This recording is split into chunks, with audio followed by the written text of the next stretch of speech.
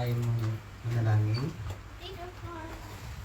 Ama namin Diyos, banal at dakila, Diyos na makapangyarihan sa lahat, Diyos na hindi nagbabago noon, ngayon at pagpakilanman. Muli Ama, maraming salamat po sa pagkakataong ito na kami na naman narito, Panginoon, upang Ikaw aming papurihan, Ikaw aming sambahin at tagilayan sa aming mga buhay. Muli o Diyos, maraming salamat sa buong sanglinging pag-ingat mo sa bawat isa. At salamat din o Diyos sa patuloy na paggabay mo po sa amin, sa pag-ingat mo, sa paglayo mo sa amin sa anumang sakit at karamdaman. Patuloy din o Diyos, dinadalangin namin ang mga kapatid namin na nanonood online. Ikaw nga po Diyos ang siyang kumilos sa kanilang mga buhay. At nawa sa mga susunod mga pagkakataong ganito, makasama na namin sila sa aming pagpupuri sa iyo. Salamat Ama. Ikaw lamang Panginoon ang siyang manguna sa bawat isa sa amin. Lord, itago mo po ako sa iyong likuran at wala po ibang maitaas kung ikaw lamang. Sa iyo po ang papuri, parangal at pagsamba sa matamis at makapangyarihang pangalan ng aming Panginoon Hesus. Ito ang aming samot panalangin. Amen. Amen. Amen. So, muli, ito po ay continuation lamang ng kinumpisan ni Pastor nung nakaraang Biyernes pa, tsaka nung sumunod na Biyernes. So, pangatlong Biyernes na po natin ito sa ating Timothy School of Ministry doon sa may pamagat Images of Grace. So, tayo po ay nasa lesson 2 pa rin. Nasabi nga niya sa lesson 2, living the normal Christian life. So, dito po, nung una, dito po sa living living the normal Christian life, mayroon tayong bali limang karakteristik ng isang Kristiyano na nabubuhay na normal. Sabi nga niya, yung unang didiscuss ni Pastor noon, na live in peace and unity. Na sabi nga niya, ang mga believers daw is a peacemaker, not a troublemaker. Yung pangalawa, stop living like a pagan. So, ito yung sinasabi niya, mabuhay tayo bilang isang totoong mananampalataya, hindi bilang isang pagano. Sabi nga niya, believers are saints, not a pagan. Yung pangatlo, na huling diniscuss ni Pastor nung nakalaan, yung stop living like your old life. Dahil tayo mga Kristiyano na ibinauna natin yung lumang pagkatao natin. At sabi nga niya, believers are new creatures, not transferees to a new religion. So dito, sa pagiging isa nating born again Christian, ito na yung religion na nagbigay sa atin ng totoo na buhay ng isang totoong mananampalataya. So tayo ngayon ay nasa pang-apat na bahagi na ng ating lesson.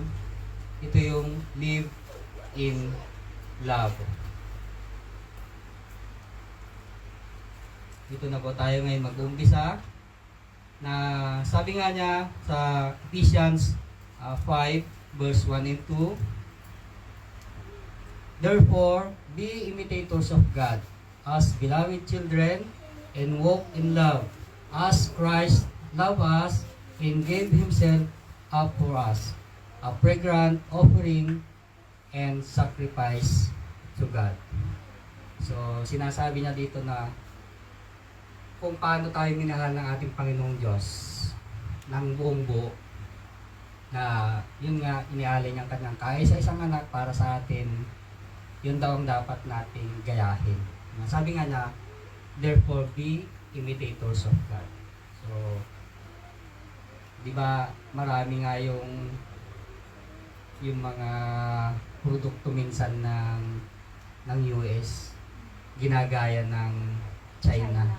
So, tayo bilang mga Kristiyano, kung paano nagmahal ang Panginoon, ganun din dapat tayo magmahal sa ating mga kapwa mananampalataya. Amen. Nasabi nga niya dito, because you are now a child of God, then you should start loving as God loves. Nasabi nga niya, He gave Himself for us. So, yun palang napakalaking halimbawa na ng pagmamahal ng Diyos para sa ating lahat. Sabi nga niya, this display of love has become the standard by which we should love others. Sabi pa nga niya, di ba sabi niya doon sa 1 John 3:16. Sabi niya, by this we know love, that He laid down His life for us, and we ought to lay down our lives for the brothers. So kung paano nga nilatag ng Panginoong Diyos ang kanyang buhay para sa ating lahat, tayo kaya nating magsakripisyo ng buhay para sa ating kapatid? Hindi siguro. Mahirap, di ba? So, ang inihiling lang ng Diyos sa atin, yung ipakita mo yung suporta mo, lalo-lalo na sa mga kapatid natin, kung sila ay nakakaranas ng mga problema, ng mga pagsubok. So, kailangan nating suportahan. Kailangan natin siya i-lift up para maiparamdam natin sa Kanya kung gaano natin siya kamahal.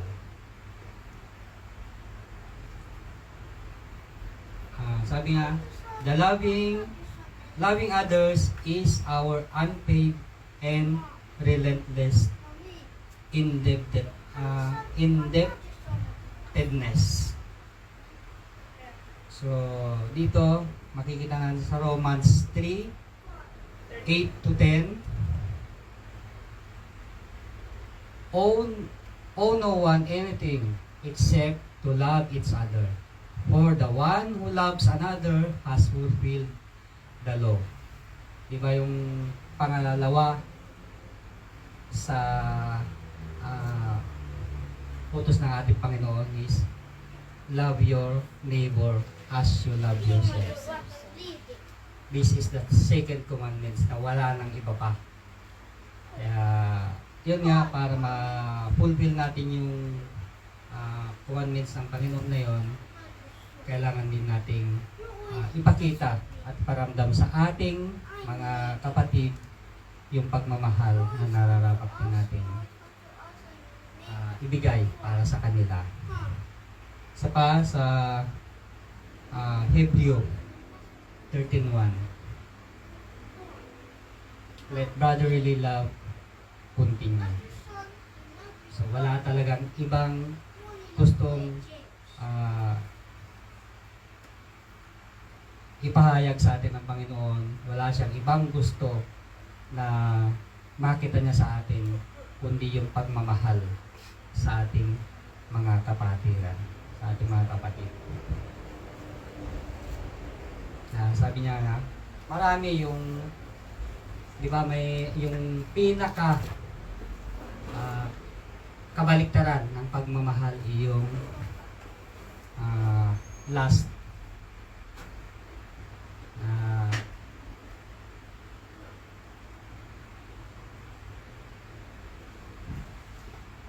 matatagpuan sa Ephesians 5 verse 3-4.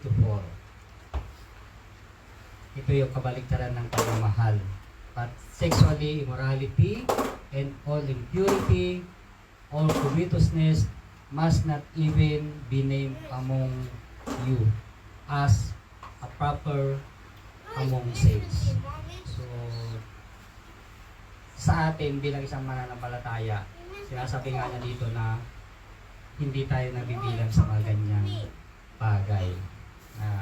Yun nga, lagi naman nating naririnig na sinasabi ng ating pastor na umiwas tayo sa mga ganitong bagay. Dahil tayo ay mga Kristiyano at ang makita lamang sa atin yung imahe ng ating Panginoon sa Kristo. At sa last, ito ay nahahati sa 6 na reflection o expression ng last. Sabi nga niya, yung kinakauna, yung fornication. Fornication, sa Greek word, ito ay tinatawag na pumela. Reflects to sexual intercourse, adultery, fornication, homosexuality, lesbianism, intercourse with animals, with close relatives. So, napakarami ang tinatawag na fornication. So, dito, maaari may mga ganitong tao, pero tayo bilang isang mga Kristiyano, walang ibang hangad ang Diyos, walang ibang gusto ang Panginoon, kundi makita sa atin yung pagmamahal sa bawat isa. Pangalawa, yung uncleanness. Sa Greek word, akatarsial. In moral sense, refers to impurity of lustful, luxurious, profligate living, and impure motives. So, sabi nga ni Peter, uncleanness characterize the false teachers. Sa 1 Thessalonians 4:7.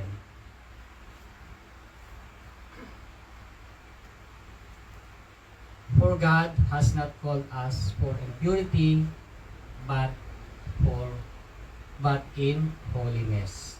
So, tayong lahat ay tinawag ng Diyos hindi bilang isang marumi, kundi bilang isang malinis, holy, at talagang kaya-aya sa paningin ng ating Panginoon Diyos.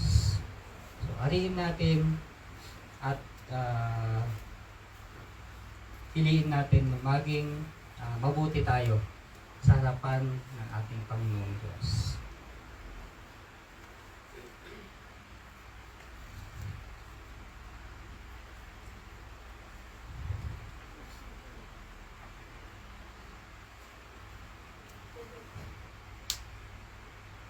Pangatlo, covetousness.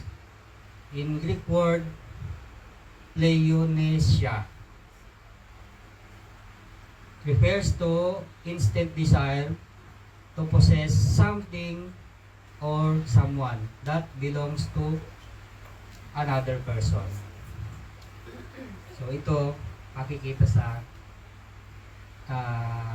10 Commandments na hindi sana ganito ang maging attitude natin. So makita natin dito, una sa Exodus 20:17. You shall not convert your neighbor's house.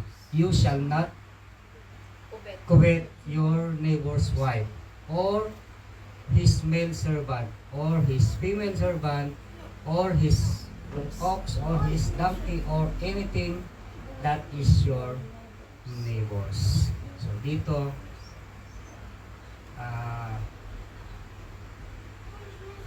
pinaalalahanan na tayo na huwag tayong gumawa ng mga bagay o huwag tayong kailanman makagawa ng mga bagay na hindi nararapat sa ating kapwa. Ganon din, sabi pa niya dun sa Deuteronomy 5:21.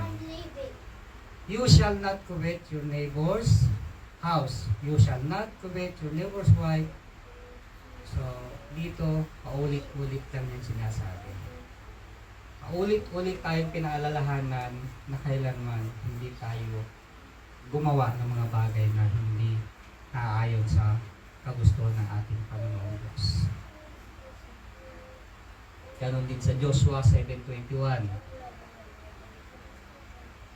When I saw among the spoil a beautiful cloak from Shinar, and 200 shekels of silver, and bar of gold weighing 50 shekels, then I coveted them and took them, and see, they are hidden on the earth inside my tent, with the silver of underneath. So dito, talagang wala sa ibang parang dito sinasabi pa rin niya na kailanman huwag tayong gumawa ng mga bagay na hindi kaya sa ating Panginoon. So, ganun din sa Romans 7:7 and 2 Peter 2:10. So, ulit-ulit lang po yung warning sa atin ang ating Panginoon na gumawa lang tayo ng mga bagay na nakakalugod sa kanyang harapan. So, pangatlo, yung filthiness. Pang-apat, filthiness. Ang Greek word niya, aikrotes. In literal sense, refers to anything foul or dirty manner. In the moral sense, it has to do any talk that is obscene, discarding, and disgraceful. Dito, nabibilang dito yung mga green jokes. Bilang isang Kristiyano, hindi na sana ito maririnig sa atin. Mga bagay na double meaning, kumbaga. Kasi kung ikaw isang Kristiyano, ang kailangan makita sa atin at ma-observe ng ibang tao, yung bang bilang isang Kristiyano, yung nandun yung pag-iingat mo na sa iyong pananalita.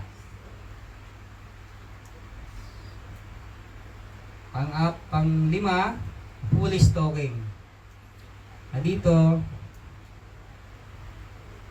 ang kanyang Greek word, morologia, means stupid talk, any talk that befitting someone who is intellectually deficient. In the other words, foolish talk is nonsense talk. So, ito pa yung isa, kung kanina yung nagsasalita ka ng mga bagay na double meaning, dito naman yung iwasan natin magsalita ng mga bagay na wala namang katuturan.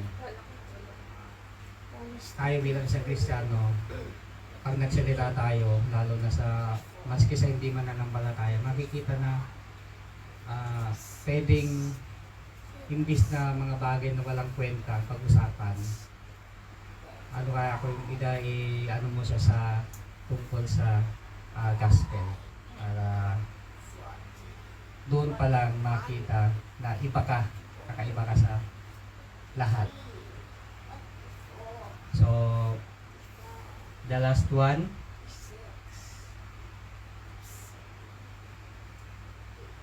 yung coarse jesting. Ito yung sa Tagalog kung minsan sinasabi nilang bastos.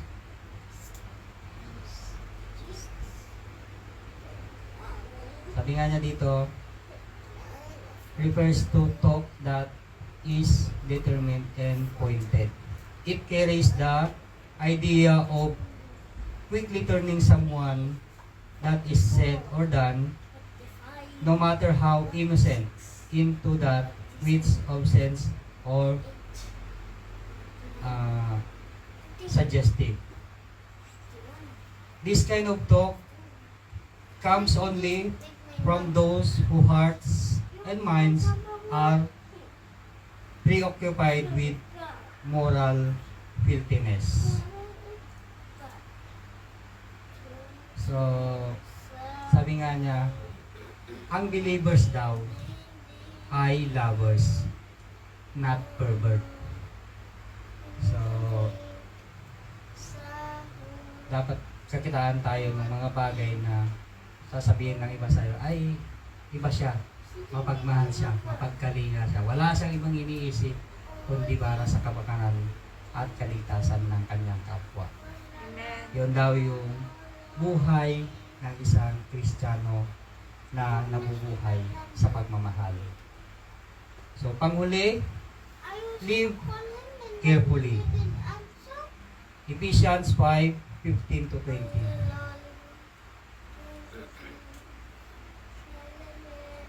Sabi niya, sa 15, look carefully then how you walk, not as unwise, but as wise, making the best use of time, because the day are evil.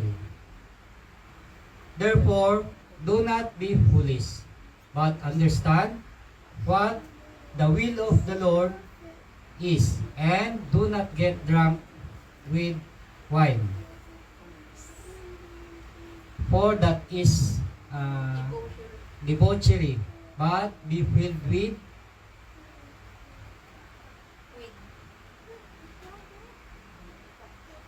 with the Spirit. Addressing one another in psalms and hymns and spiritual songs, singing and making melody to the Lord with your heart, giving thanks always for everything to God the Father in the name of our Lord Jesus Christ. Amen. Tunay nga na bilang isang mananampalataya, una sa lahat, gumawa lang tayo ng bagay na naayon sa kalooban ng ating Panginoon Diyos. Making the best time. Making the best use of the time. Ano yung pinakauna.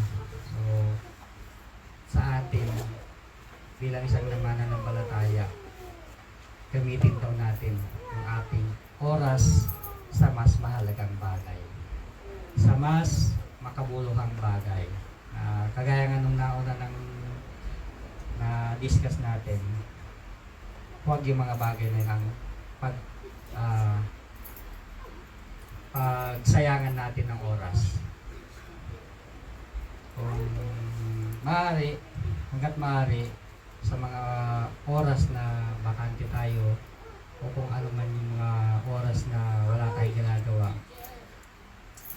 pinaka-the best, ugalin natin magbasa ng Bible. Sabi ba nga niya, do not be foolish, but understand what is the will of the Lord. At yun nga, sabi pa niya, magpasalamat tayo lagi. Amen. Ano man ang ating pinagdadaanan, pagsubok man yan, mga bagay na alam natin na mahirap para sa atin, pero alam natin na ang Diyos ay laging nandyan at gumagabay sa atin. Kung ano man yung mga nararanasan natin kabigatan, pasalamatan natin ang Diyos. Kasi ito yung daan o ito yung paraan ng Diyos para mas lumalim pa tayo sa ating pananampalataya.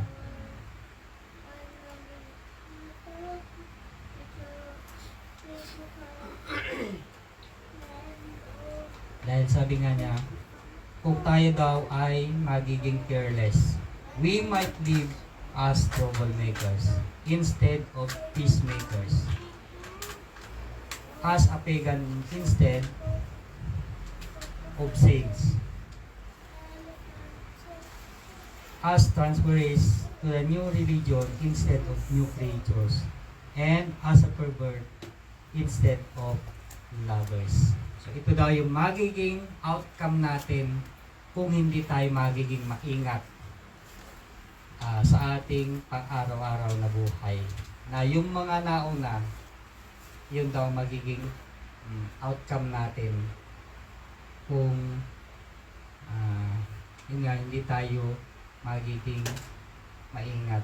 Kaya yung paalala niya sa atin na live carefully.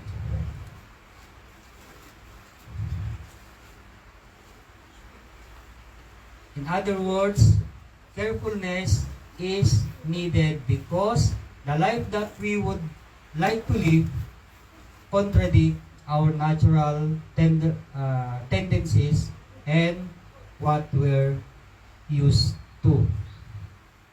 So sabi nga niya, yung pagiging careful daw natin ay kailangan natin upang ang buhay natin ay hindi maging kabaliktaran ng gusto ng Diyos na pwedeng mangyari o pwedeng gusto ng Diyos para sa atin.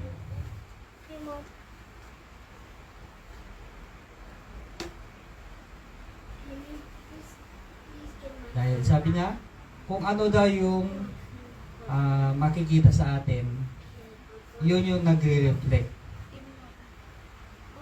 So, kung nakikitaan tayo ng mga bagay na hindi kaaya-aya, yun yung nagre-reflect na ikaw ay hindi isang Kristiyano. Sabi nga niya dito, what comes out of us like a reflex are not the things that are worthy of our calling as Christians, but our pagan and all self, we are more familiar with it. So, tayo kasi bilang isang bago ng Kristiyano, hindi noon, nung hindi pa tayo nakakilala, yun ang buhay na meron tayo. Pero nung nakakilala tayo sa ating Panginoon, hindi na yun. Hindi na tayo nabubuhay sa lumang pagkatao natin, kundi namumuhay na tayo bilang isang kawangis ng ating Panginoon sa Kristo.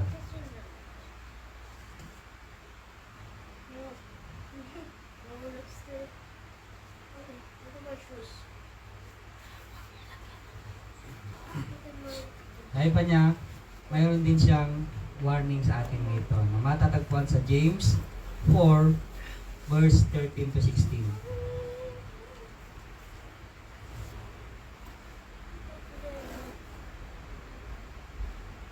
Come now, you who say, today or tomorrow, we will go into such and such a town and spend a year there and trade, make a profit.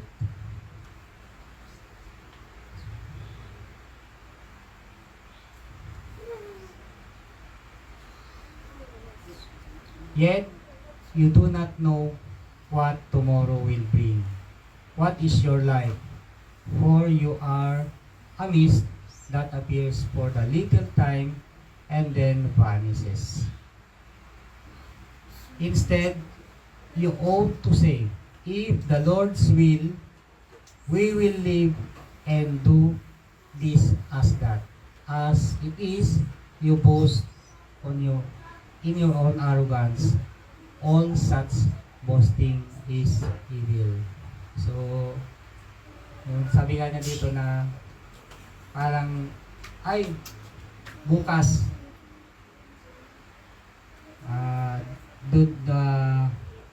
tawag dito, parang inuunahan mo yung gusto ng Panginoong Diyos para sa iyo. Ngayon daw ay isang pag-ugali ng hindi isang tunay na Kristiyano. Kaya kagaya nga sa kanina, sabi ko, pagbaba ko ng bus, nung papasok na ako ng immigration, Lord, ikaw po nakakaalam. Sa'yo lang po ako magtitiwala ako. So, nung napasok na ako ng immigration, alam ko na kasi kung saan yung kwarto na dapat pupuntahan pagka UV. So sabi ko, Lord, dito muna ako pipila ako sa may IO. So habang nakapila ako sa IO, tinitingnan ko na kung saan ako lalabas kung papapuntahin ako sa kwarto. So Lord, sabi ko, alam mo po kung anong gusto ko. So ikaw na po ang bahala. So, nung nandun ako sa may IO, iniskan niya yung passport ko. Tapos, nung nagpindot na siya doon sa sabi ko, Lord, salamat. So, ayun nga po, nung paglabas ko, tiningnan ko, ang nakalagay doon sa, ay August 24. So, sabi ko nga, kanina parang, talagang naluluha ako. Doon pinatunayan ng Diyos kung gaano siya talaga kabuti. Amen. Kaya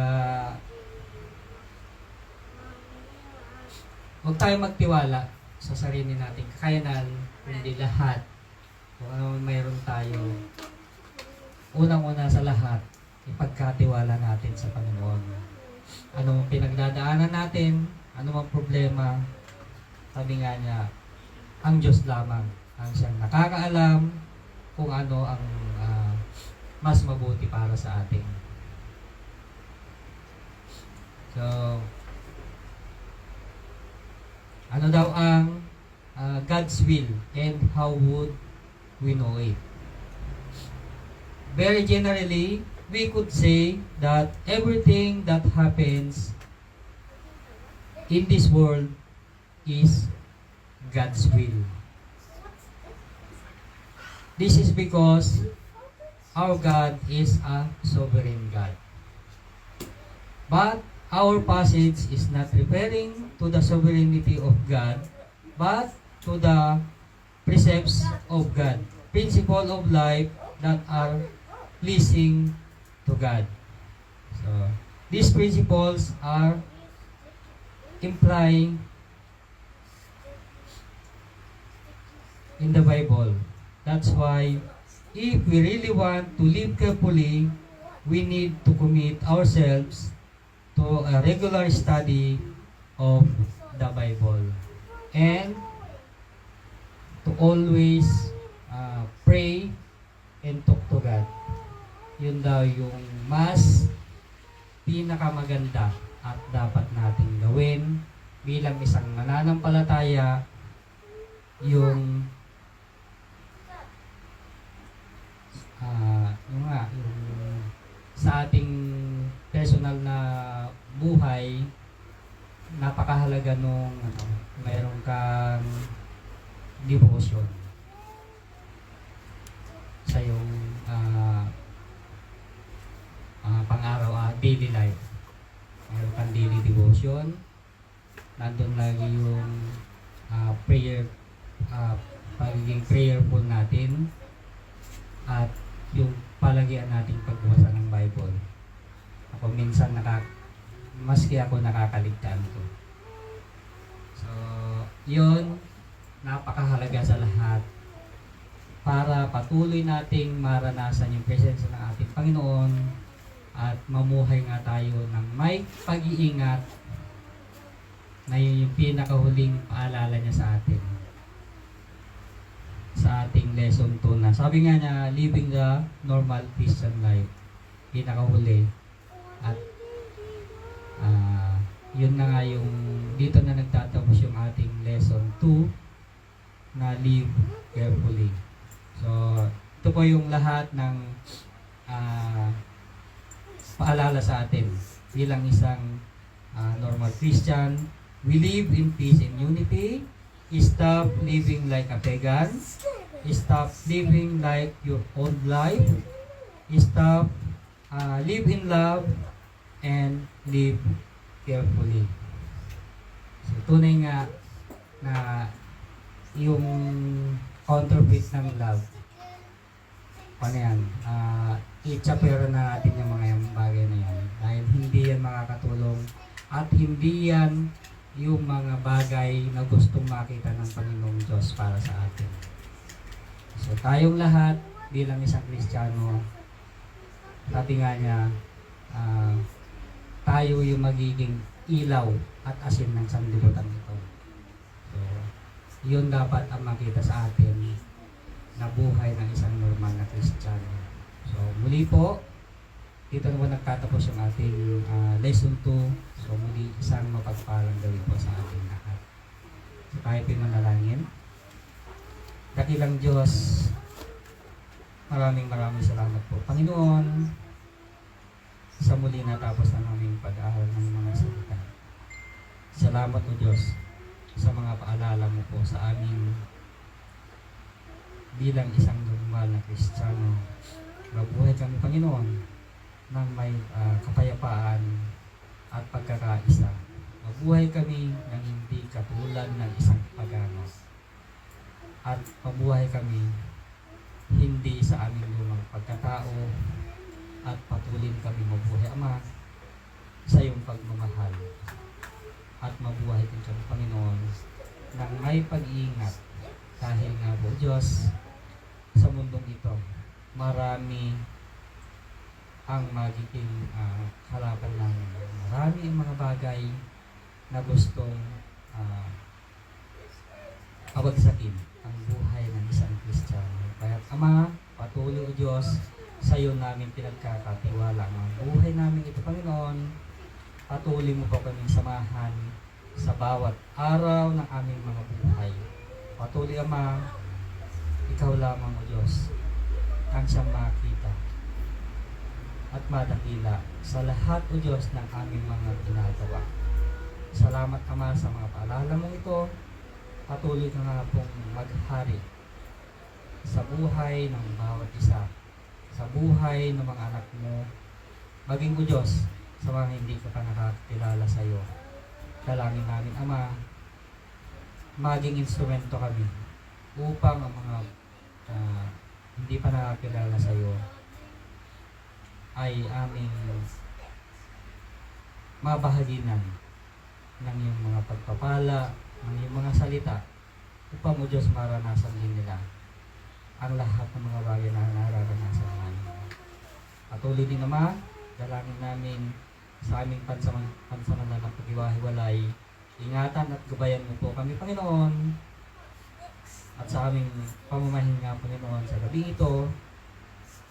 Dalangin namin Ama, pagkaloob mo sa amin ang masarap na tulog upang sa araw ng bukas panibagong kalakasan at mula sa iyo Diyos ang amin naman pong maranasan. Ingatan at gabayan mo dito Panginoon ang lahat ng mga kapatiran namin hindi nakadalo sa araw sa gabi ito. Ganoon din mo Diyos sa aming pastor at ng kanyang buong pamilya, ang mga kapatiran namin Diyos na nasa bakasyon, napabalik pa namin Panginoon. Ikaw Diyos ang sa mag-ingat sa kanila. Ikaw Panginoon ang patagpot sa pangangailangan nila sa bawat araw. Salamat po Ama sa iyo ang papuri, parangal at pagsamba itong aming samot panalangin sa pangalan ni Jesus. Amen.